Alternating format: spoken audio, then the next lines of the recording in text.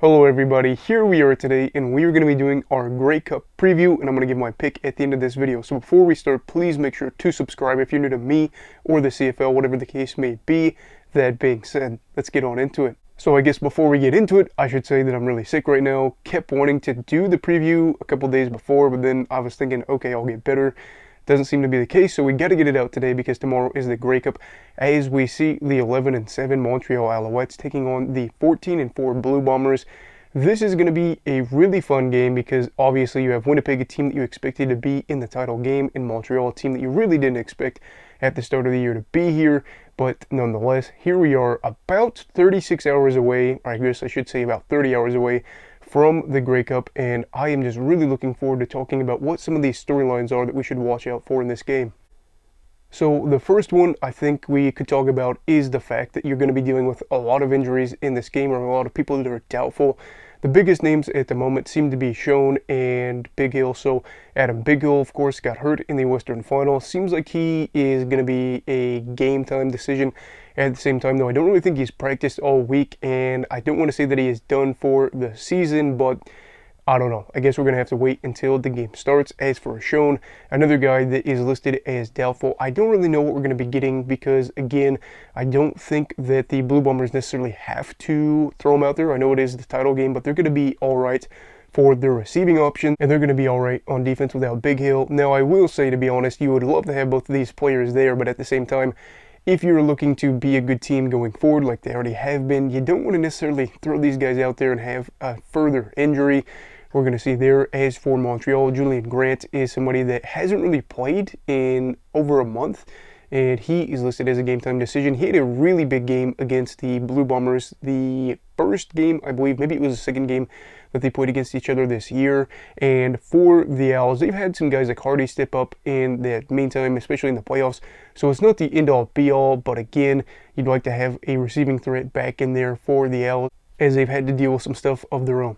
The second talking point is what to expect in this game. The first time that these two teams played each other, it ended up being a Winnipeg win, 17-3. I don't... Hello. The second thing to talk about is what should we expect in this game. We saw these two teams play each other twice this season, both of those being Winnipeg wins. One of them was 17-3. The other one was 47-17. In that first game, we would see this game be a close one, but I think weather played a massive factor in that because it was like a monsoon, if I remember correctly, and the Alouettes coming away with just a field goal is certainly not going to be enough to beat the Blue Bombers in the Grey Cup.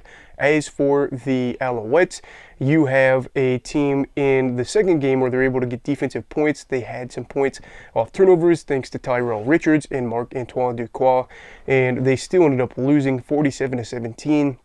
That was in big part to the second half where the Blue Bombers ended up shutting them out 27-0, winning that game again by 30 points. That is the last thing you want to see happen because while we did see, especially in the Eastern Final, the defense for the Owls be able to come away with defensive touchdowns and special teams touchdowns, you can't really afford to give up a 30-plus point, margin or just have like a 27-0 run in the second half because you're going to get buried in that span. As for the final talking point, we're going to be talking about the fact that Saskatchewan really is going to be looking at this Grey Cup game and saying that this is frustrating because you have Zach Collaros and Cody Fajardo, both guys that were starting quarterbacks for the Rough Riders not too long ago, playing in a game that will see them be crowned Grey Cup champions. I know that that obviously has some factor into this. I know at the same time it really has nothing to do with how we are here, but looking at this game, you realize that the Rough Riders have had a few really good quarterbacks ended up not being on their team and are in a spot to be well suited to go forward in the future. Collaros literally already cemented his status as a key figure in the early 2020s, if not later, with Winnipeg.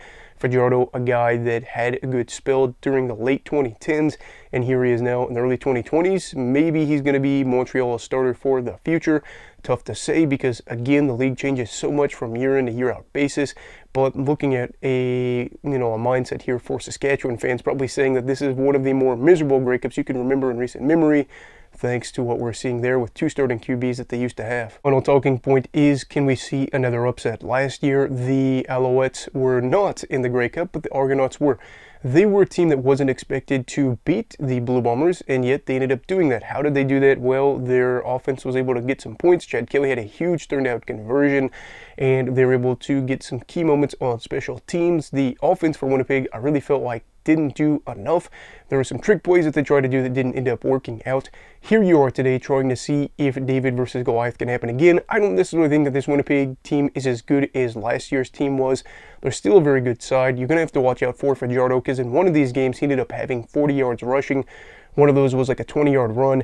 You'd hate to see it be a 2nd and long, and then Fajardo end up going and getting a big run. I know that a lot of people harped on the fact before that the Blue Bombers struggled against quarterbacks that are mobile. Fajardo in a situation for this game where his running backs haven't had big games against the Alouettes, or I should say the Blue Bombers, in the 2 games that they played. So maybe Fajardo ends up deciding to run the ball 7, 8 times, I don't know.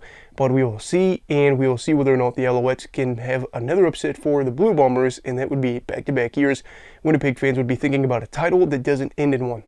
So overall, what are my parting thoughts for this game? This is going to be a good one, hopefully, because you have 2 sides with 2 defenses that have been able to get the job done over big stretches of the season. Winnipeg's offense is clearly better than Montreal's, but again, special teams I think is a little bit more even. I would say obviously Winnipeg got a good group there as well, but so does Montreal. Will David Cote play a factor in this game? That remains to be seen. I think at the end of the day, though, you're looking at this and saying that the Blue Bombers are the favorites for it. But what do I think? Well, I hate to do what I did last year, and that is picking Winnipeg, because I know that is the easy pick, but I gotta be honest with you, it feels like this team is motivated coming off of last year's loss, 4 straight trips to the Grey Cup. Zach Collaros is the first quarterback in CFL history to start in 4 consecutive Grey Cups.